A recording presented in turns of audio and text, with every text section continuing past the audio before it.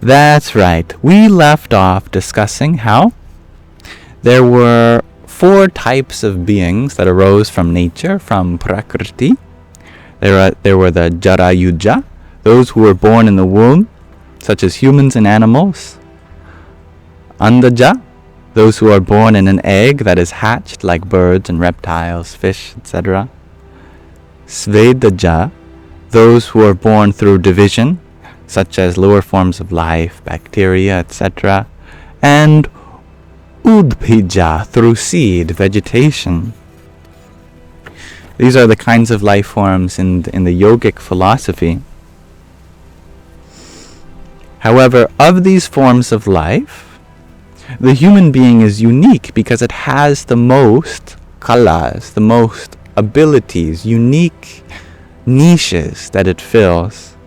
And it's unique also in a couple other ways, which is that humans are unique in that they are able to gain different abilities as they live through a single life.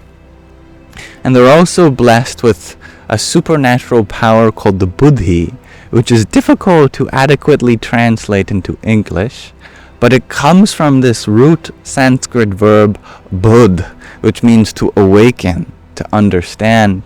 It's where we get terms like the Buddha, which is the awakened one, but also the buddhi, the discriminating faculty in our mind, kind of like the intellect, which is able to discern between unreality and reality. A human being can use the faculty of the buddhi to awaken consciousness, called bodhicitta, awakening consciousness.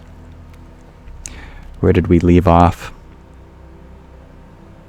We'll start from, yes, only humans are capable of understanding what is God, what truly is the source of this existence, and experience it directly through spiritual practices. The evolution of consciousness attains fulfillment in the divine state of samadhi, this state in which the knower, knowledge, and the object of knowledge all merge into one. And this supreme knowledge is transmitted to us through two spiritual tattvas, elements, called the Anupada tattva, also known as the Guru tattva, and the Adi tattva, also known as the Self tattva. Self-realized yoga masters are known as Brahmanishta Shrotriya, the knowers of Brahman, the knowers of the ultimate reality, and Tattva Darshi, the knowers of the tattvas, the elements. Their knowledge and experiences are unlimited. They transcend time, space, and intellect. One who possesses self-knowledge and knowledge of the tattvas has acquired the highest knowledge realizable by a human.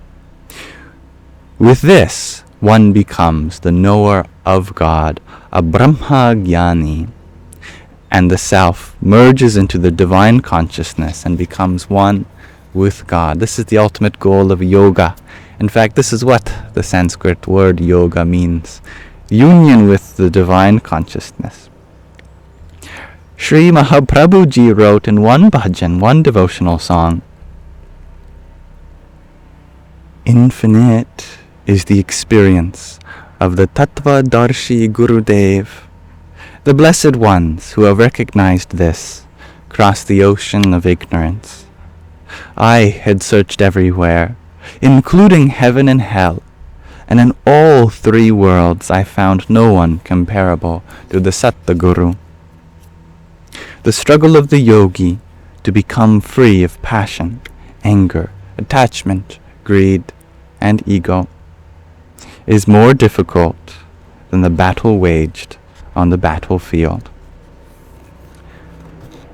Given that this was likely translated from Sanskrit, I lack the melody or rhythm, but it's beautiful. That's where we left off.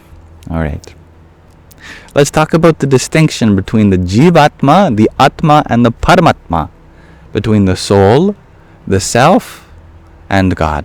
Literally, the individual soul, the soul, and the higher soul, Jivatma, Atma, Paramatma.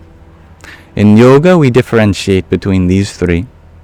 Jivatma is the individual, and Atma and Paramatma are the universal. Paramatma is the supreme principle, whatever we call it. God, Supreme Self, Divine Self, Love, Truth, or Reality. Atma may be described as God's ray of light, which exists as the light of life in every living being. It is part of Paramatma and is therefore identical in nature with it, just as the seed of a tree contains all the qualities of the tree. The Atma also carries the qualities of the Supreme Self. That is to say, our beingness, part and parcel of the ultimate being, contains all the same qualities of that source, all those infinite qualities that we associate, like omniscience, omnipresence, omnibenevolence, omnipotence. We just have yet to grow and nurture the seed. Jivatma, the individual soul, is the reflection of the Atma within an individual, a wave, so to speak, that emerges from the ocean of existence and wanders from embodiment to embodiment, and after a long process of development and experience, again returns to the unity of the Atma. The soul that has manifested itself in a form, however, does not identify with its divine essence, but rather with its attributes, the physical body, the mind, the thoughts, etc. This is where most of existence takes place. The aim of the path of yoga is to dispel this illusion, this illusion that we are the body, the mind, and that our physical characteristics, or even mental ones, define us.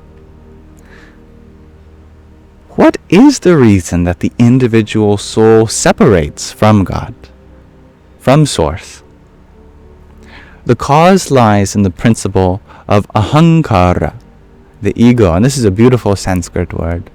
Ahankara literally means the I maker. Aham means I. Kara means maker. Ahankara, the maker of the I, the one that produces the sense of me, myself, and mine. Here, ego means the will to exist.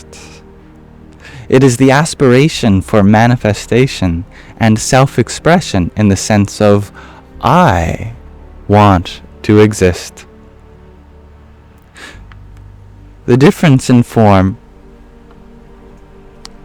the ahankara is the seed from which the variety within nature comes into existence. The difference in form is relevant only to the external manifestations and to the expression of consciousness and intellect. The essence, however, is the same within all. Atma.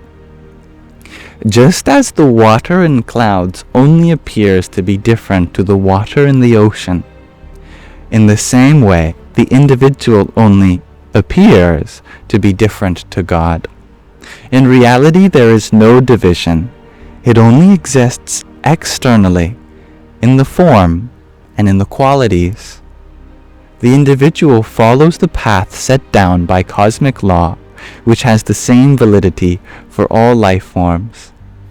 The aim and purpose of life is in the ongoing development and enlightenment of the consciousness, which achieves its ultimate expression in the conscious union of the individual soul, Jivatma, with the Divine Self, Atma. The opening of the individual consciousness of the Jivatma to the all-conscious existence of the Atma is called enlightenment or realization. Enlightenment means that there is no longer any corner of consciousness remaining in the darkness.